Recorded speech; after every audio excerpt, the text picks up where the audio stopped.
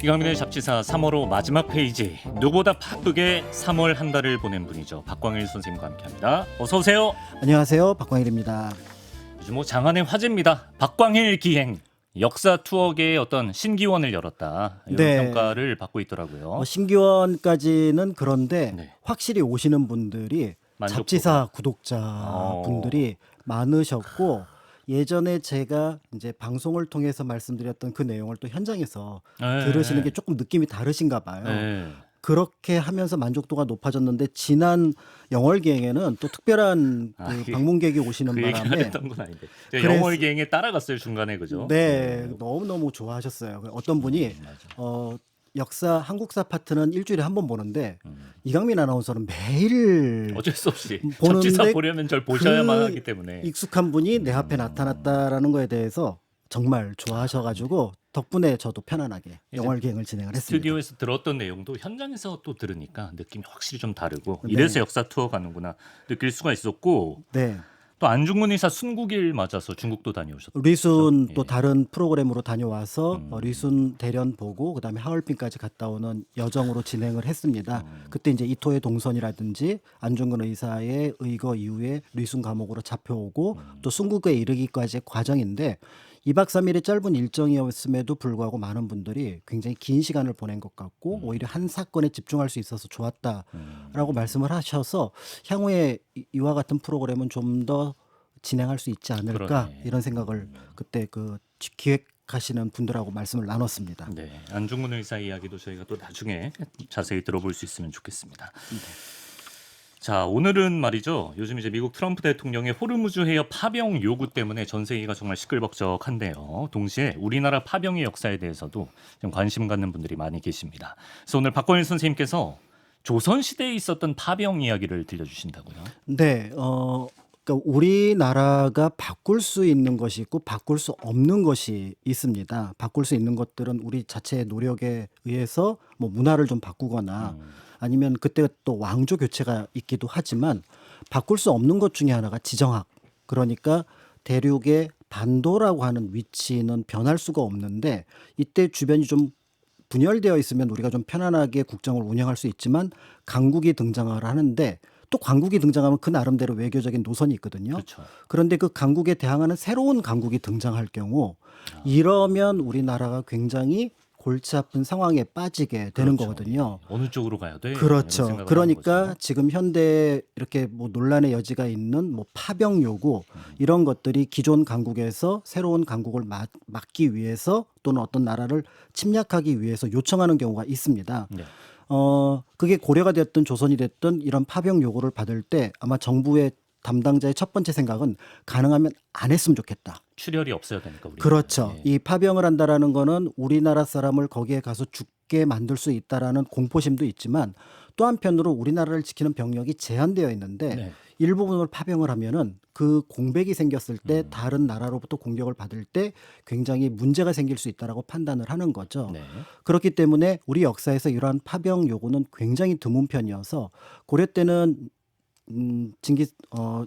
몽골이 이제 일본을 공격할 때 여몽 연합군을 구성해서 그렇죠. 예. 공격하도록 했던 그런 사례가 있었습니다만, 네. 그때가 이제 몽골에 의해서 굉장히 큰 압박 속에서 이루어졌기 때문에 정상적인 정부의 체계라고는 볼 수가 없을 것 같습니다. 그렇죠. 또 한편으로 조선에도 파병 요구에 따라서 효종 때 나선 정벌, 나선 정벌. 네. 그 조총의 역사 때. 조총의 역사 때 러시아 쪽의 일부 군인들이 흥룡강 쪽으로 오니까 네. 거기에 대해서 청나라에서 조선에서 총수병을 좀 보내라 해서 1차 100명, 2차 200명 해서 보냈는데, 물론 이게 큰 출혈을 냈다고는 하더라도 전투무역 기준으로 보면은 100명, 200명이니까 그렇게 큰 타격은 없었다라고 볼 수가 있는, 네. 어떻게 보면 소규모 어떤 외교적인 차원의 전투라고 볼 수가 있는데요. 네. 이와 다르게 조선에서 무려 1만 3천 명을 13,000명을 보냈어요. 네, 명나라의 요구에 의해서 당시 신흥 강국으로 떠오르고 있었던 후금을 공격하기 위한 군대를 보내라 해서 보냈던 사건이 있습니다. 이제 이- 후금은 나중에 청이 되는. 그렇죠. 것인데. 후금이 예. 이제 청이 되는데요. 네. 이때 이 시기가 1619년인데 네네네. 1619년이면 1598년에 끝난 임진왜란. 그다음에 1627년에 시작됐던 정묘호란 또는 36년에 시작됐던 병자호란 그 사이에 딱 끼어 있습니다. 그러네요. 그러니까 양난 사이에 끼어 있었던 네. 광해군 시기에 이 사르후 전투 또는 심화 전역이라고 불렀던 이 조선군의 파병은 네. 한편으로는 그냥 우리가 그때 그런 일이 있었구나라고 넘어갈 수 있지만 네. 또 한편으로는 조선이 처한 양 강국 사이의 문제점, 외교적 문제를 군사적 문제와 어떻게 연계해서 풀어가야 했을지 당대의 고민을 읽어볼 수 있는 사건이거든요. 뭐 이 사건이 뭐 어떻게 전개되고 어떻게 결과가 나왔다라는 것들은 대체로 교과서 속에서 다뤄본 바가 있는데 네. 이제 그 내용보다 조금 더 깊이 들어가서 이때 이제 명예의 고민은 무엇이었고 후금의 고민은 또 무엇이었고 그리고 직접 당사자였던 광해군과 조선의 신료들이 또는 현장에 나가 있었던 지휘관의 고민이 무엇이었는지 이런 것들을 생각해 본다면 역사 문제가 생각보다 복잡하게 이루어지고 있구나라는 것들을 확인할 수 있는 그런 사건이 될 것 같습니다. 이런 사건이 있었군요. 임진왜란과 병자호란 사이 가장 혼란스러웠던 시기 광해군 때 이제 명과 후금 두 강대국 사이에서 조선이 처했던 상황을 엿볼 수 있을 것 같은데요. 자, 사르후 전투입니다. 사르후 전투. 어디에서 벌어진 전투인가요? 사르후라고 하면은 지금의 허투알라 흥경이라고 하는 후금의 발상지를 공격하기 위해서 네. 압록강에서 보면은 약간 북쪽으로 요동 중간쯤에 있는 그 영역에서 전투가 벌어집니다. 그때 조명 연합군이 처음 후금을 만난 곳이 심화였기 때문에 우리나라에서는 심화전역이라고 부르는데 네. 당시에 4개 부대 중에서 주력군이었던 두승이라고 하는 명나라 지휘관이 이끌던 그 부대가 전멸한 곳이 사르후입니다. 그래서 사르후 전투 이렇게 부르기도 하는데요. 명나라 지휘관이 숨진 곳이 사르후군요. 네, 그렇기 때문에 최근에는 심화전역 사르후 전투를 각각 같은 개념으로 쓰고 있다는 점에서 1619년에 있었던 조명연합군이 후금에 맞서 싸운 전투 이렇게 이해를 하시면 될 것 같고요. 예. 이때 이제 그 상황들을 보면은 이제 조선이 왜 그 13,000명이라는 군대를 보내는 거를 아까 말씀드렸던 것처럼 안 보내면 되는데 보낼 수밖에 없었는지 그러니까 그리고 그때 좀 국제 정세를 좀 알아야 될 것 네, 같아요. 그런 것들을 좀 네. 알아보면 좋을 것 같습니다. 네. 당시 이웃 나라와의 뭐 조선과 상황이 어땠습니까? 일단 임진왜란의 영향이 동아시아 판도를 크게 바꿉니다. 7년 전쟁을 거치면서 겉으로 보기에는 조선과 일본이 싸운 전쟁이지만 네. 실제로 명나라 같은 경우는 20만에 이르는 원군을 이용해서 조선을 도와줍니다. 그렇죠. 그러니까 명나라 국방에 공백이 생긴 거잖아요. 네. 그 공백의 가장 큰 혜택을 바라본 게 누구냐면 요동 지역에 있었던 여진족입니다. 여진족. 예. 네, 명나라는 늘 여진족이 옛 역사 속에 금나라가 있었잖아요. 네. 그 금나라를 염두에 두고 저들이 합쳐지는 것을 늘 막기 위해서 기미 정책, 그러니까 A 부족을 도와주고 B 부족은 공격하고 B 부족과 A 부족이 서로 손을 못 잡게 계속하는 정책을 펼쳤거든요. 이게 굉장히 손도 많이 가고 네. 그다음에 지속적인 어떤 정책을 펼쳐야 되는데 네. 임진왜란 때문에 여기 한 10년 동안 손을 못 쓰는 사이에 이 여진족들이 힘을 합치기 시작한 똘똘 겁니다. 뭉치는구나, 이제. 그 중에서 이제 눈에 띄는 부족이 건주위에 우리가 알고 있는 누르하치를 추장으로 둔 부족이 주변 세력들을 하나하나 통합하는 과정들을 거치고 있었고요. 누르하치. 예. 네. 그러다 보니까 이제 명나라가 전쟁 임진왜란이 끝나고 나서도 그러면 여진족을 다시 손을 봐야 되는데 문제는 여기에 국력을 굉장히 많이 쓰고 지금 중앙이 흔들리고 있다. 그러니까 지방 정권들이 반란을 일으킵니다. 그 반란의 여러 장소 중에 하나가 또 요동 지역이에요. 요동. 예. 만주 지역입니다. 그렇죠. 그러니까 만주 지역의 명나라의 우선순위는 어디냐면은 저기 있는 건주의 추장보다는 네. 지금 요동 반란. 요동에 있는 그 반란을 진압하는 게 먼저잖아요. 네. 그러니까 역시 점점 이렇게 여진족이 커가고 있었는데요. 네. 조선에서도 이 여진족은 두만강 건너편 또 압록강 건너편에 있었기 때문에 늘 복속을 시키는 걸 굉장히 중요하게 생각을 했거든요. 그렇죠. 조선도 이 북방에 있었던 군사력을 최대한 활용해서 늘 여진족을 어떻게 보면은 관리를 했었는데 문제는 임진왜란이 끝나니까 조선도 국방에 대해서 공백이 생기죠. 공백이 생기고 뭔가 힘을 쓸 여력이 없게 되니까 네. 이때 이제 건주위가 급격하게 성장을 하면서 임진왜란이 끝난 한 20여 년 지났을 때 1610년에 네. 드디어 이 건주위 추장 누르하치를 중심으로 우리 여진족이 새롭게 국가를 선포한다. 나라 이름은 그 옛날 위대했던 금나라를 금나라. 이어서 후금 그렇구나. 이렇게 이제 하고 예. 그리고 더불어서 1618년에 명나라에 네. 선전포고를 합니다. 선전포고까지 해요. 네, 그러니까 후금 그 여진족 입장에서는 독립선언을 한 데 이어서 그렇죠. 아예 명한테 선전포고까지 한다고. 선전포고를 하는 예, 거죠. 예. 그래서 선전포고를 할 때 그 명분이 뭐였냐면은 우리 여진족은 명나라에 대해서 7가지 원한을 가지고 있다. 구체적이네요. 7대 한이라고 하는 것을 기치로 내세우게 되는데 네. 그 중에 하나가 바로 뭐냐면 누르하치의 아버지, 할아버지가 옛 명나라의 소규모 군사작전 과정 속에서 살해를 당합니다. 아, 그렇습니까? 그러니까 내 아버지, 내 할아버지를 죽인 원수가 어디다? 명이다. 명이다. 어. 우리는 이제 이 명을 치러 간다라고 얘기를 하는데 이게 3년 전 일이 아니라 30년 전 일입니다.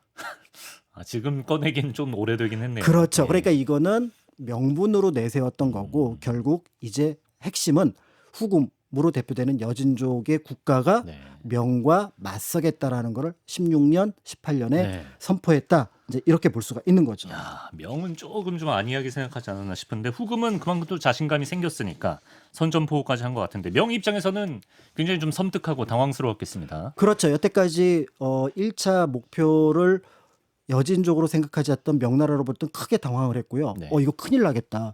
선전포고까지 해? 그러니까. 라고 얘기를 하면서 부랴부랴 대규모 원정군을 꾸리게 됩니다. 네.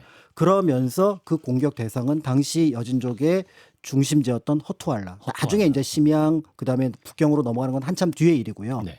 흥경이라고 불렀던 그 지역을 공격하기 위해서 4개 방면의 군대를 동원을 합니다. 네.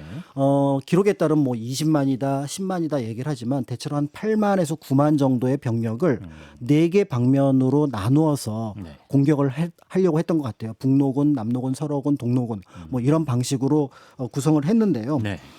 이 과정에서 이제 조선의 동로군에 합류할 동쪽으로 침략해 들어가는 공격해 들어가는 부대에 합류할 아. 조선군을 네. 요청을 합니다. 조선 아, 너희들 우리 여진족 치러 가는데 군대를 보내라 동로군에 보내라. 라고 얘기를 하면서 네.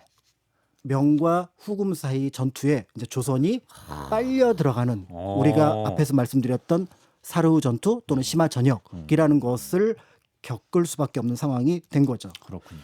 그럼 조선의 파병 규모는 어느 정도였을까요? 파병 규모가 역시 통일되지 않아서 오락가락합니다. 한때 요동에 있었던 양호 같은 경우는 한 3만 명, 4만 명 보내라. 5만 명 보내라. 명나라 군대가 아까 한 8만 정도 보신다고 했는데 그렇죠. 5만을 조선에서 5만을 보내라. 네. 이렇게 얘기를 하기도 하고 네. 또 한편으로 아니다. 그냥 한 10,000명만 보내라. 준비한 게 10,000명 정도가 아니냐. 이렇게 해서 이 숫자가 한동안은 그러니까 우리 역사 기록에서도 그러니까 옛날 기록이 아니라 최근 연구 성과에서도 분분했네요. 한 1만에서 3만까지 여러 설이 있었지만 네. 이민환이 썼던 책중일록 당시 이제 종군했던 장군입니다. 그 사람이 썼던 기록과 여러 자료를 보면은 대략 앞에서 말씀드렸던 1만 3천 명 정도로 보고 있고요. 네. 그렇지만 여기에서 짐작할 수 있는 것처럼 명은 가능하면 조선에서 군대를 많이 보내기를 원하고 있고 네. 조선은 일단은 보낼지 말지를 결정을 해야 되지만 그렇죠. 예, 예. 만약에 피할 수 없다면은 그러면은 가능하면 소수로 적게 그렇죠. 작게 보내는 게 맞다라고 생각을 해서 네. 그 합의점이 대략 한 1만 명 정도로 보이는데 아, 그 배경 가운데 하나는 1614년에 그 명과 후금이 한번 부딪힌 적이 있어요. 그러니까 후금을 건국하기 전에 네. 그때 조선에 연락이 와서 병력을 국경 지역에 좀 대비시켜 달라. 아, 이미 한 번 그런 적이 있었어요. 네, 이런 적이 있었는데 네. 그때 조선이 대비했던 병력이 한 10,000명 정도 됩니다. 아, 그러니까 그 병력에 대해서 명에 대해서도 조선에 대해서도 어느 정도 이 정도겠다라는 어떤 그 공감대는 가지고 있었던 것으로 보여지는 거죠. 그 당시에 뭐 준비했던 정도로 하면 어떻겠냐, 이 정도의 공감대. 네. 그럼 조선에서 파병한 군대는 어떤 군대였나요? 조선에서는 고민을 많이 하죠. 네. 일단 군대를 안 보냈으면 좋겠는데 뒤에 말씀드린 것처럼 안 보낼 수는 없다고 판단이 되니까 일단 그 병력 규모를 조율을 해서 한 1만 명 정도로 중국과 합의를 봅니다. 나중에 황제의 칙서가 도착할 때 조선은 1만의 군대를 보내는 것으로라는 문건이 있기 때문에 네. 그냥 1만 명으로 이제 1만. 확정을 하게 되는데요. 네.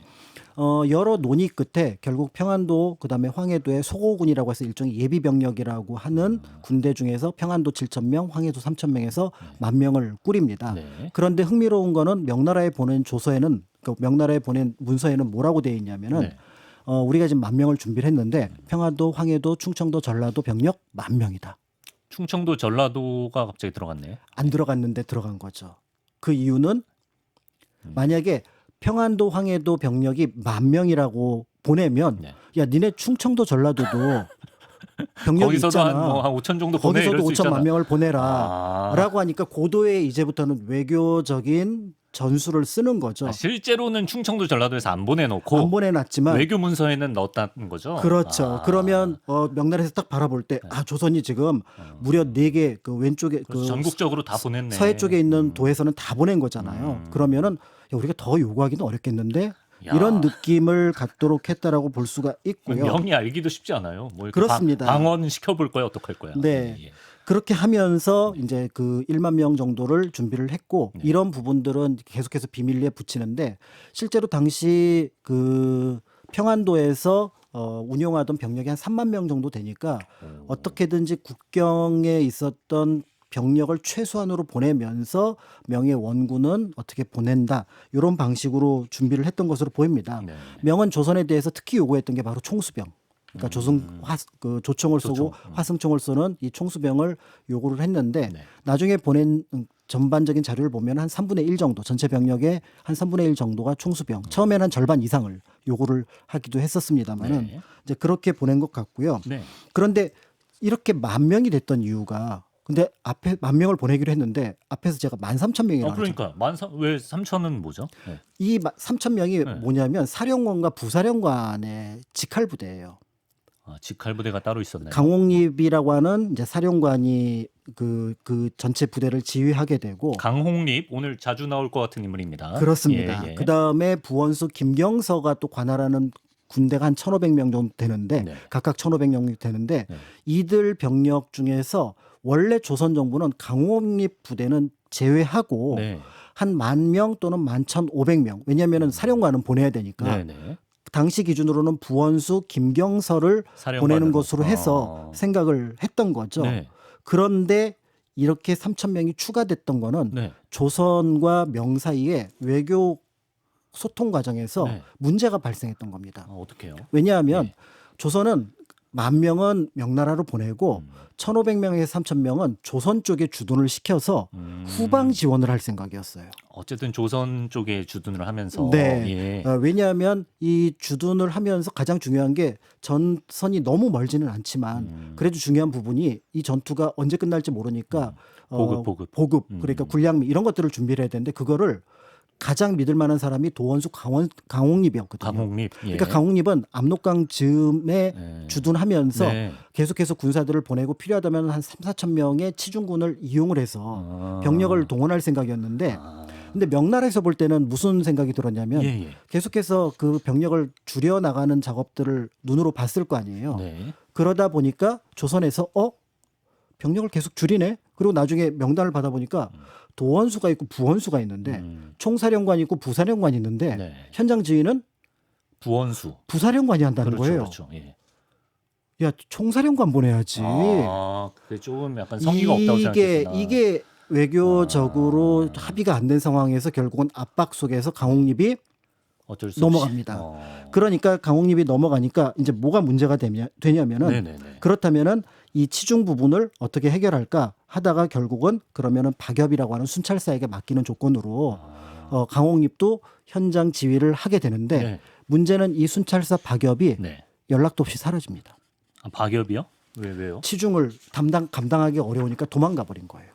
그 사람이 물자 지원해줘야 되는데. 그렇죠. 도망을 갔어요? 예. 그러니까 결국은 현장에 나갔던 조선군들은 네. 국경을 넘을 때가 한 2월 말이었는데 네. 전투는 3월 1일부터 3월 4일 사이에 벌어지거든요. 예. 그런데 어떤 부대는 일주일치 군량미를 가져갔지만 어. 어떤 부대는 3, 4일치밖에 안 가져간 거예요. 그렇죠. 그러면은 결국 현장에 도착했던 조선군은 이미 배고픔으로 사기가 떨어진 상태였기 때문에 네. 제대로 된 전투를 할 수 없었다는 점에서 이 심화 전역 사루 전투가 조선의 패배가 예측 가능한 상황으로 처음부터 이제 잘못된 만들어졌다. 데가. 이제 이렇게 볼 수가 있고요. 예. 그렇지만 이제 또 한편으로 아니 그럼 안 보내면 그러니까 안 보내는 카드는 말이 안 됐나요, 당시에? 이게 이제 네. 좀 어려운 부분들이 있어요. 네. 앞에서 잠깐 말씀드렸던 임진왜란 때 네. 아 20만 원을 우리가 예, 받았으니까. 왜군이 그렇죠. 그런 게 있죠. 쳐들어왔는데 예, 부채 명나라에서는 처음에는 뭐 의심을 했든 아니면 명나라 안에서 전투가 벌어지는 거를 막기 위해서 조선을 전장으로 하기로 했던 그렇죠. 그 명나라에 유리한 여러 가지 근거를 댄다고 하더라도 네. 조선 처지에서 보면은 20만 명이나 보내서 네. 이 전쟁을 승리로 또는 어떻게 보면 끝낸 거라고 볼 수가 있잖아요. 신세를 진 거죠. 그러면은 당신 조선에 있었던 왕과 사대부들이 보면 제조지은 나라가 망할 뻔했는데 그걸 살려준 은혜를 어떻게 잊을 수 있겠느냐라고 했는데 그게 20년도 채 지나지 않았는 20년밖에 지나지 그렇죠. 않았는데 예. 1598년, 1619년이니까 그렇죠, 그렇죠. 딱. 그러니까 그거를 모른 척하기가 어렵고요. 음. 그 다음에 두 번째는 이와 같이 그 명나라가 한 200년 동안 그 삼국 아버지의 나라라고 생각했던 사대부들이 많은데 그 안에서의 여론을 염두에 두는데 광해군이 끝까지 군대를 안 보내서 오히려 명나라와 사이가 틀어진다. 이러면 내부적으로 굉장한 반발에 처할 여지가 있었습니다. 네. 그래서 이 부분은 사실 이제 비판의 포인트가 지금 보기에는 있다고 볼 수 있을 것 같고요. 예. 그다음에 이제 세 번째로 조선의 처지에서 후금하고 명하고 싸우는데 명나라가 지면 뭐 우리는 뭐 별 관계 없지 않나? 라고 볼 수 있을까요? 아니죠. 왜냐하면은 이제 우리 다른 나라가 볼 땐 네. 전부 다 조선과 명나라가 굉장히 가까운 나라인데 네. 그럼 명나라가 멸망하면은 네. 이 타격은 어디에도 온다? 조선한테 오죠. 조선에도 당연히. 온다. 이런 실질적인 목적까지 염두에 두고 아 우리도 적극적으로 나서 후금 같이 제압해야 된다. 후금을 제압을 해야 아. 된다라는 생각으로 우리의 어떻게 보면은 그 출혈이 있겠지만 그럼에도 병력은 보내야 되지 않겠느냐 이제 이런 부분이 있는데요. 네. 이제 그렇지만 이제 최소한의 피해를 막을 몇 가지 그 어떤 준비를 하게 되는 거죠. 아 조선에서 우리 군사들을 지킬 수 있는 좀 방도 같은 걸 고민했나 보네요. 네, 첫 예. 번째 가장 중요한 부분이 바로 뭐냐면 조선군이 단독으로 후금군을 만나지 않게 해달라. 어떻게 그래요? 그러니까 작전권을 명나라가 가져가라. 네. 전시 작전권을. 네, 네, 네. 어떻게 보면 비겁해 보일 수도 있어요. 그런데 명나라에서 이거를 받아들입니다. 그럼 조선이 이거를 왜 요청을 했는지를 살펴봐야 되는데 네. 명나라 조선 연합군이 후금군하고 맞닥뜨렸는데 만약에 이 연합군이 무너졌다. 네. 그럼 후금이 볼 때는 우리가 누구랑 싸운 거지? 아 명이랑 싸웠구나. 근데 거기에 조선군도 있었네. 이렇게 보잖아요. 그렇죠. 그런데 조선이 단독 작전을 하다가 후금과 만났다. 아 그럼 우리의 적은 조선도 조선도 우리 적이네. 적이야. 그렇죠. 이 판단을 할 수가 있기 때문에 이제 이게 문제가 되는 거고요. 네. 두 번째는 단독 전투는 항상 피해가 큽니다. 네. 그러니까 이제 광해군이 거기에 덧붙여서 두 번째 요구했던 게 뭐냐면 네. 명나라군이 앞장서고 네. 우리 조선군은 뒤에 서겠습니다. 그거 받아준다고요? 그걸 받아주죠. 한 명이 급하고 한 명이 귀하다고 생각했던 명나라 측에서는 네. 받아줍니다. 사실 명에서도 조선군을 끌어들이기 위해서 이 동로군의 장을 명나라에 파병되었던 유격 유정 아, 명나라에서 조선에 파병됐던 명나라에서 조선에 명나- 파병했던 예. 외란 때? 외란 때 아. 파병했던 유정을 보내요. 아 예. 이 유정을 보냈기 때문에 네. 조선 사람들하고 친분이 있었고 아. 그 사람을 보내서 지휘를 하겠다. 네. 이런 것들이 있었고 총사령관 양호 역시 명나라의 총사령관이었던 인물이기도 합니다. 그렇기 때문에 이런 것들이 있어서 어떻게 보면 명예에서도 일정한 배려를 하고 우리가 알고 있는 이제 사루, 심화로 나아가게 됐다. 저 자료가 이제 명나라 유정과 이제 조선의 군대가 합류하는 장면인 것 같네요. 그렇습니다. 예. 그렇고요. 그래서 이제 1619년 2월 19일에 조선군이 이제 말씀하시는 동로군에 합류했지만 아까 이제 뭐 병참에서의 그 박역 도망간 사람 네. 그런 문제 때문에 큰 피해를 입었다고 하는데 궁금한 게 아까 4개 군대였잖아요. 명나라에서 짠 게 그렇습니다. 동서남북. 동로군은 그러면 약간 주력군으로 볼 수가 있나요? 동로군은 일종의 그 보충 부대로 보는 게 더 적절할 겁니다. 왜냐하면 다른 군대가 북로군이 됐던 서로군이 됐던 남로군이 됐던 직선으로 허투알라 흥경을 공격하는데 동로군은 압록강으로 들어와서 군대를 받아서 다시 올라갑니다. 그러니까 이 부대는 말 그대로 조선군의 원병을 받기 위한 부대로 보여지고요. 네. 그러다 보니까 강홍립이 가만히 이 작전도를 보더니 네. 유정에게 얘기하는 거죠. 북로군, 서로군, 남로군은 같이 싸우는데 우리는 혼자 싸우게 됐습니다. 이거 전투가 되겠습니까? 그렇죠. 라고 문제 제기를 했더니 당시 유정이 양호하고 사이가 안 좋아서 아. 이런 불만 사항을 나도 알지만 양호가 더 상관이죠. 상관이 지금? 총사령관 그렇죠, 그렇죠. 예, 그러니까 예. 4로군의 총사령관이 양호고 예. 동로군의 사령관이 유정인데 유정. 이 유정이 양호하고 사이가 안 좋아서 네. 그 얘기를 해보았으나 받아들여지지 않았다는 톤으로 강홍립에게 대답을 하게 되고요. 예, 예. 결국 3월 1일부터 시작된 전투에서 당시 주력군은 두송의 서로군, 그다음에 북로군이라고 볼 수 있는데, 서로군과 북로군. 네, 예. 이 두 부대가 무너져 버립니다. 후궁을 하고 만나자마자. 아 그래요? 예. 그러니까 명나라에서 이 작전 다시 시작해야 된다. 그러니까 두 개의 방면의 부대가 완전히 괴멸했으니까 주력군이 나머지 두 개 방면의 군대는 살려야 된다. 동이랑 남은 살리자. 동이랑 남이랑 살려야 된다라고 해서 네. 거기에 파발을 보내는 그 사이에 네. 이미 남로군도 괴멸하고요. 아. 그다음에 동로군도 그 소식을 받지 못한 상황에서 후궁군하고 마주하게 되었다라고 볼 수가 있어서 3월 4일 네. 결국은 이 명에서 네. 후퇴해라라는 얘기를 듣지 못한 상황에서 그렇죠. 동로군은 후금을 맞닥뜨리는 거예요. 맞닥게 되는 겁니다. 그러면 뭐 서로랑 북로도 깨졌는데 동로도 안 되겠네요. 그렇죠. 네. 당시 유정의 부대 역시 군기가 엉망이었다라고 얘기를 해요. 여기저기 약탈하면서 전투에 집중하지 않는 그런 경향을 보였고 네. 조선군은 그걸 보면서 저거 갖고 전투가 되나 이렇게 걱정하는 사이에 아니나 다를까 이 유정의 동로군이 후금군하고 맞닥뜨리자마자 바로 괴멸당합니다. 다만 장군이었던 유정은 여기에 책임을 지고 화약에 불을 붙여서 스스로 자결하는 아 그래요. 이제 그런 상황이 됐는데 네. 그러다 보니까 명나라 군대 뒤에 있었던 조선군은 당시 좌영, 우영, 중영 네. 세 개 부대로 그러니까 3,500, 3,500, 5,000 이렇게 편제가 되어 있었습니다. 네. 그런데 이들 세 부대가 이렇게 쭉 그 평지를 갔던 게 아니라 각각 언덕에 의지해서 전투 준비를 하고 있었나 봐요. 네. 이 상황에서 먼저 좌영군이 공격을 받으니까 이제 강홍립이 볼 때 우영군을 보내서 좌영군을 도와라 아, 네. 라고 얘기를 했는데 이 좌영, 우영이 네. 전멸합니다. 7,000명. 자영 우영이 결국 전멸. 예. 네. 그러니까 이제 하나 중령에 남았어요. 해당하는 예. 강홍립 부대의 직할 부대와 같이 있었던 그 부대 5천 정도만 남아 있었는데요. 이걸 통해서 당시 조선군이 어떻게 보면은 네. 명나라에 요구했던 부분들은 다 지켜진 걸로 보여집니다. 그러니까 뒤에 가 있었고 아 그렇지. 그렇지만 이제 단독 작전을 하게 되면서 마지막 부대가 남게 돼서 좀 상황이 애매해졌다라고 볼 수가 있는데요. 이제는 뭐 어떡하죠? 강홍님 입장에서는. 예. 네. 그런데 네. 이때 강홍립이 전쟁에 참여하기 직전에 약간 묘한 행보를 보입니다. 전쟁 참여하기 직전에. 그러니까 예. 동로군에 합류해서 참여하기 직전에 어떤 네. 일이 벌어지냐면은 네네. 허투랄라 그러니까 공격하려고 했던 흥경을 예. 조선 사람을 보내서요. 뭔가 얘기를 했고요. 그러니까 사람을 보냈다. 무슨 내용을 보냈는지는 알 수가 없습니다. 그런데 그러니까 후금의 완전 한복판에 그렇죠. 조선 사람을 보냈다고요? 조선에 예. 보낸 거예요. 예. 그러니까 이 내용이 지금 뭐냐를 네. 놓고 논란의 여진이 있지만 아무튼 조선의 분위기를 전달하려고 했던 것으로 보여지고요. 네. 그렇기 때문에 네. 실제로 이제 그 후금군에 대해서 후금군에서도 바로 그러니까 통역사가 넘어옵니다. 예. 바로 항복해라.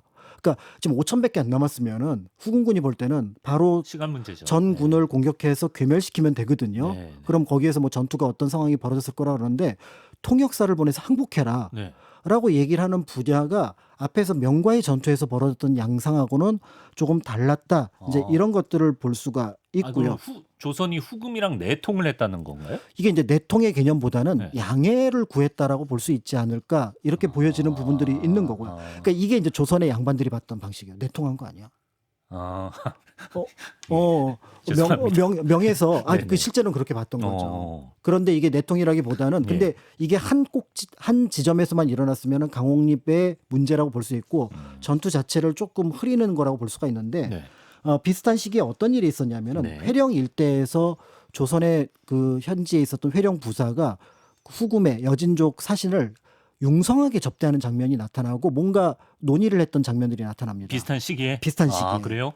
그러니까 군대를 파견하고 나서 그 다음 며칠 안 되는 사이에. 아 그래요? 그러니까 이게 파견하고 나서? 네. 이게 좀 이상한데. 그 얘기는 뭐냐면 조선 안에서는 네. 우리 후금하고 네. 바로 맞닥뜨려서 전투를 할 생각은 없다. 없다라는 뉘앙스를 저쪽으로 정한 것으로 보여지고요.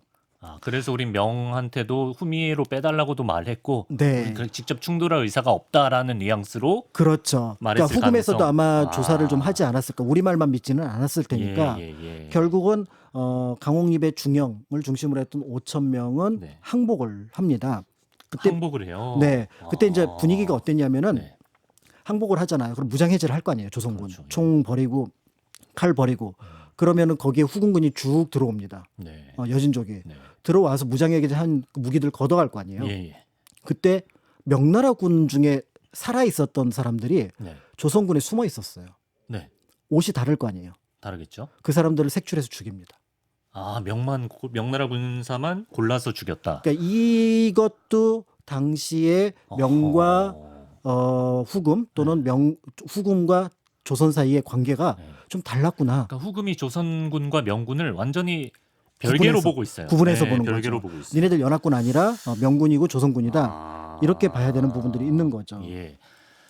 이거를 뭐 명 입장에서는 물론이고 사실 조선 입장에서도 어쨌든 조선군 이끌고 강홍립이 갔는데 항복을 했다는 게 이거는 뭐 실리적인 선택이라고 봐야 되나? 어떻게 봐야 되나요, 이거를? 이제 그렇기 때문에 이제 여러 드라마에서 당시 상황들을 보면은 광해군이 출정하기 전에 강홍립을 만나서 밀지를 전달하는 것으로 많이 묘사가 되고요.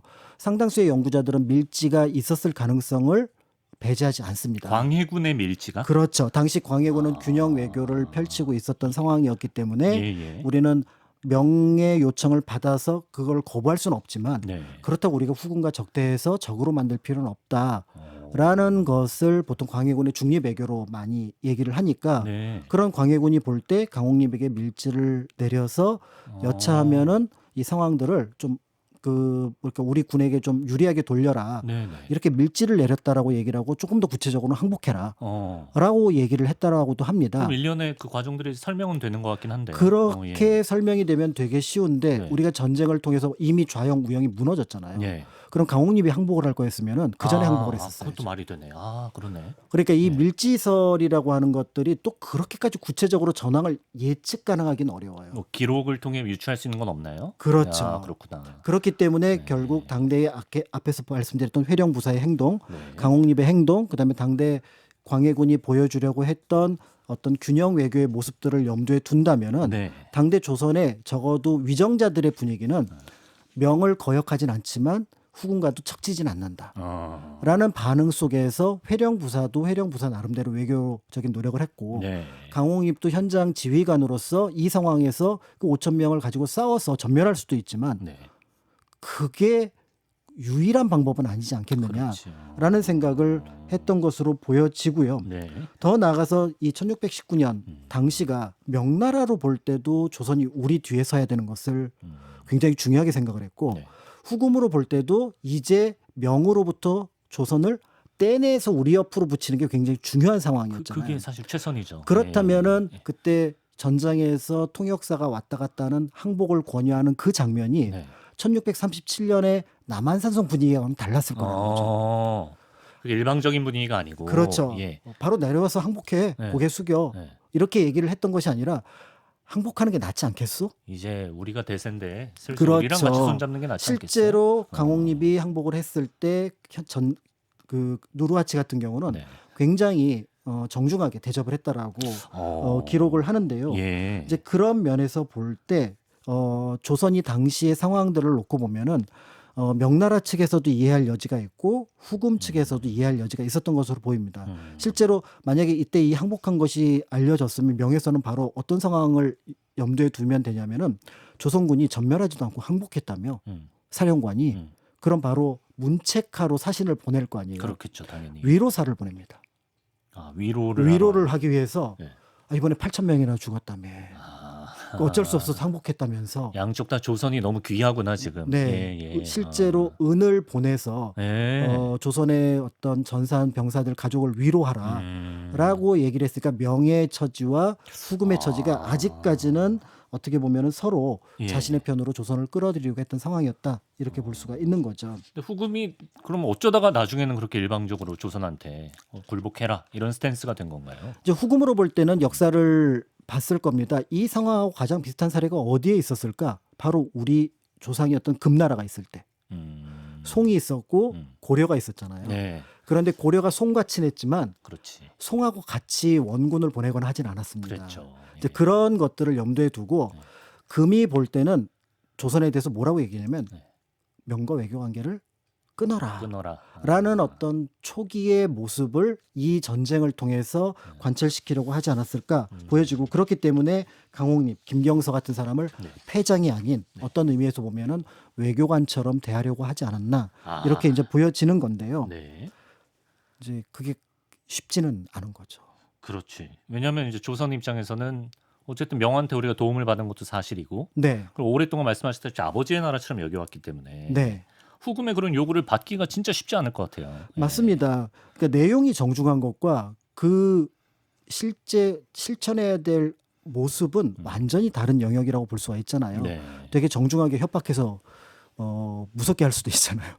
그렇죠. 이게 지금 그 상황인 거예요. 아. 굉장히 정중하지만 그 내용을 가만히 보니까 뭐냐면은 결국은 조선은 명과 외교 관계를 끊고 네. 후금인 우리와 손을 잡아라. 안 끊으면 가만 안 둬. 이 부분이에요. 어. 더 나아가서 예. 당시의 명나라 기준, 그 조선에서 봤을 때 후금의 처지가 뭐냐면은 네.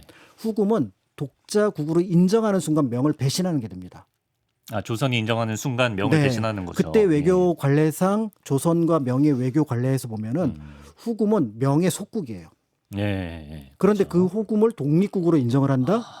그런 거는 명에 대한 배신입니다. 그렇군요. 그러니까 이 명과 외교 관계를 끊는 게 문제가 아니라 후금의 존재를 인정하는 것 자체가 네, 네. 조선으로 볼 때는 네. 명에게 우리 당신하고 외교 관계를 끊겠습니다라는 선언처럼 보일 수 있다라는 거죠. 아, 그걸 인정을 할 수도 없고 안 할 수도 없고 어떡하라는 거예요. 그러니까 예, 예. 이제 진짜 어렵네요. 조선에서 고민을 합니다. 이거 어떻게 하지? 몇 달 동안 네. 이제 그 항복하고 나서 외교 관계 맺자라는 그 문서를 받았을 거 아니에요. 네. 광해군과 신료들이 몇 달 동안 머리를 감쌉니다. 아. 감싸서 해결책이 나왔어. 어떻게 했냐면 네. 우리 후금에다가 국서를 보내는 게 아니라 네. 그냥 문서 하나를 보내자. 아, 문서를 예. 국서는 광해군 명의로, 즉 조선의 국왕 명의로 보내는 문서잖아요. 그 순간 국가로 인정하는 거 아니에요? 국가로 인정을 하는 거죠. 그렇지. 그러니까 네. 우리 평안도 관찰사, 평안감사 아, 이름으로 예. 보내자. 실제로 그렇게 보냅니다. 아, 이거 묘안 같기도 하고 아닌 것 같기도 하고. 네. 예, 예, 예. 그리고 평안감사가 누르하치한테 보낼 수는 없잖아요. 급이 안 맞으니까. 급이 안 맞으니까 예. 그러면 무시하는 거잖아요. 누르하치하고 우리랑 같은 걸로 아. 하면은 후금에서 발칵 뒤집어질 거 아니에요. 네. 그러니까 그 지역에 있었던 그냥 후금의 평안감사. 후금의 관리 한 명, 그 네. 보통 명사처럼 쓰이는 관리에게 문서를 보냅니다. 그러니까 마치 위에서 양반들이 있고 노비들끼리 서로 네. 문서를 예전에 민사소송 같은 거 했었거든요. 아, 예. 이제 그 느낌으로 받았는데 네. 후금이 볼 때는 이건 예의를 차린 게 아니라 도망가려는 거다. 아, 이렇게 빠져나가려 기만하는 그렇죠. 것처럼 느꼈구나. 예. 예, 그리고 더 나가서 조선 측에서 요구했던 게 뭐 이렇게 전쟁이 일어났는데 후금도 그 귀국도 각자 영역을 지키고 우리도 우리 영역 지킵시다. 이렇게 각자 잘 보냈는데 삽시다. 아. 이 외교적인 원론상에서는 맞지만 후금이 원했던 대답은 아니라고 볼 수 있고요. 그러네요. 결국은 다시 조선에 국서를 보내서 예. 이제 단도직입적으로 얘기합니다. 우리랑 맹약 맺고 예. 명이랑 외형을 끊어라. 끊어라. 명이랑 딱 끊어. 명확하게 얘기를 하게 되니까 예. 이 과정에서 후금이 요동의 중심지인 요양, 그러니까 침양을 장악하게 되면서 네. 결국 만주 일대가 여진족의 손으로 하나씩 하나씩 넘어가게 되고요. 네. 여기에 대해서 조선은 할 수 있는 방법이 뭐가 없는 거예요. 진짜 없네. 누르하치한테 그래서 예물을 보내고 뭐 사신도 보내는데 결국은 보냈던 사신이 죽임을 당하기도 합니다. 이건 우리가 원하는 게 아니다. 라고 얘기를 해서 결국 1622년에 부득이하게 얘기를 하는 거죠. 야, 우리가 후금을 인정하는 게 명을 배신하는 건 아닌 거 아닌가? 라는 논리를 세웁니다. 왜냐하면 아, 예. 옛날에 일본하고 전쟁을 했는데 네. 왜는 독자적인 국가로 인정을 하고 있거든요. 아. 일본은 아. 조선 기준으로 볼 때. 삼국 명은 따로 있지만 일본을 인정한 것처럼 그러면 우리는 그 일본과 같은 레벨로 후금을 두자. 이거 그냥 우리끼리만 약간 정신 승리하는 느낌인데요. 예, 예. 이게 이제 명나라에서 보는 문제들이 있으니까 그거를 계속 그러니까 명분을 만들어냈다고 볼 수가 있는데요. 네, 네. 이게 쉽지 않았던 거죠. 아. 그래서 결국은 후금에는 국서를 보냈지만 명예는 우리는 국서가 아니라 뭐 이렇게 그냥 다른 문서 하나 보냈습니다. 네. 라고 얘기를 하지만 누르하치가 받아들일 리는 없는 호락호락하지 것 않네요. 같고요. 예. 이게 우리가 알고 있는 광해군의 마지막 행보입니다. 1622년이라고 그랬으니까요. 1623년 3월에 인조 반정이라. 인조 반정. 그리고 인조 반정은 여러 이슈, 뭐 폐모살제도 있지만 대외적으로는 우리는 광해군과 다르게 숭명 반청, 그렇죠. 명을 우리는 숭배할 것, 숭배가 아니라 뭐라 그래요? 존중한다, 존중할 것이다. 위주로 생각할 거다라고 노선을 중립 노선처럼 보였던 부분을 완전히 명으로 돌리는 상황이 만들어지니까 네네. 이제 새로운 국면. 그렇기 때문에 후금이 볼 때는, 그리고 나중에 청이죠. 청나라가 볼 때는 조선 우리 편이 아니구나. 그러네요. 라고 얘기를 하면서 그 안에 강경파가 득세를 하면서 1627년에 먼저 기선 제압을 했던 것이 정묘호란. 3만 명 정도의 군대를 보내서 네. 그렇지만 그때 인조는 다행히 강화도로 피신을 하면서 정묘 화약을 맺어서 일단 위기에서는 모면을 하지만 9년 뒤에 일어났던 병자호란 때는 결국은 삼전도의 굴욕을 겪게 되었다라고 본다면 당시의 상황이 쉽지 않았던 걸 볼 수가 있고 다시 그로부터 7년 뒤인 1644년 명나라가 청나라에 멸망하게 되면서 이제 동아시아의 분위기는 완전히 달라졌다라고 본다면 이 사루 전투 전후에 조선의 처지가 어땠는지, 그리고 그 파병의 국면이 어떤 상황 속에서 이루어졌는지를 생각해 보면 이거를 좋다 나쁘다라고 쉽게 이야기하기는 곤란하지 않을까, 이런 생각이 듭니다. 우리야 이제 뒤의 역사를 아니까, 명청 교체되는 걸 아니까 그때 명이랑 끊었어야지 그냥 이렇게 얘기할 수도 있을 것 같은데, 그 당시 사람들 입장으로 가면, 광해군의 입장이라면 진짜 어려웠을 것 같아요. 맞습니다. 그렇기 때문에 1619년 사루 전투 심화 전역이라고 하는 것들은 이 시기 동아시아 정세를 명확하게 보여주고 동시에 강국 사이에 끼어 있었던 조선의 처지를 보여주는 중요한 장면이라고 볼 수가 있습니다. 이에 관해서 보통은 이제 광해군 때 균형 외교를 펼쳤는데 그 노선을 그대로 이어받았으면은 인조도 괜찮지 않았을까? 정묘호란 피할 수 있고 병자호란 피할 수 있었을 거라고 얘기를 하지만 가능했을까? 아니요. 쉽지 않을 것 같아요. 광해군이 계속 집권했어도 결국에는 한계에 부딪혔을 것 어느 같아요. 하나를 선택하는 맞아요. 과정을 거쳐야 했을 것 같고요. 어느 하나를 선택하더라도 그것이 전쟁이 됐던 내부의 반발이 되었던 그 큰 충격은 피할 수 없었을 걸로 보여집니다. 그렇기 때문에 보통 이제 멀리서 이렇게 바라보면 방금 얘기하셨던 것처럼, 아니 명나라 지금 이렇게 몰락해가는 제국이고 그렇죠. 여기는 신흥 제국인데 그걸 왜 못 읽어? 그거를 읽고 이쪽 편으로 군대를 보내거나 아니면 그쪽 편에 유화적인 제스처를 취해야지 왜 그 썩은 동아줄을 잡고 있을까, 이렇게 얘기를 하지만 그때 그 사람들의 고민도 우리보다 더 심각하면 심각했지. 물론 이념에 쌓여 있는 사람들도 있지만 본인이 장군이 되고 본인이 장관이 되면은 보는 눈이 달라집니다. 여러 정보를 얻게 되면은 그러면 그들의 관점에서는 자기 가족뿐만 아니라 우리나라를 온전하게 지키는 게 목표가 되기 때문에 그 고민의 강도는 훨씬 더 컸을 거라고 보고요. 또 역사의 무게라는 것들, 200년 넘게 있었던 명나라의 관계도 무시할 수 없는 상황이었다라고 한다 그러면 그 고민 역시 굉장히 어려웠겠구나, 이런 걸 볼 수 있을 것 같습니다. 그렇기 때문에 어떤 역사의 상황들을 뭐 이렇게 비판하고 그다음에 이렇게 방향을 제시할 수는 있겠습니다만은 이제 그러기 전에 이제 그 당시 상황들을 조금 더 이렇게 좀 살펴보면서 좀 공감하는 것도 필요하지 않을까, 이런 생각이 들고요. 물론 사루 전투를 피할 수 있는 방법은 또 다른 방법이 있었을 수도 있습니다. 좀 더 국방력을 강화해서 명확하게 자기의 빛깔을 드러내는 조선의 모습을 보여주었으면 좋겠습니다만은 일단은 그런 상황이 임진왜란 이후에 어떻게 보면은 조선으로 준비하기 어려웠던 것들을 염두에 둔다면은 이제 그거는 또 다른 면에서 위정자의 비판, 그러니까 외교의 관점이 아니라 국방의 관점으로서 비판의 대상을 삼아야 되기 때문에 그거는 또 다른 문제로 바라보는 것들이 필요할 것 같습니다. 그렇습니다. 자, 조선이 명예 파병을 했던 사건입니다. 사루후 전투에 대해서 오늘 다각도에서 한번 살펴보는 시간을 가져봤습니다. 박광일 선생님 말씀 고맙습니다. 감사합니다.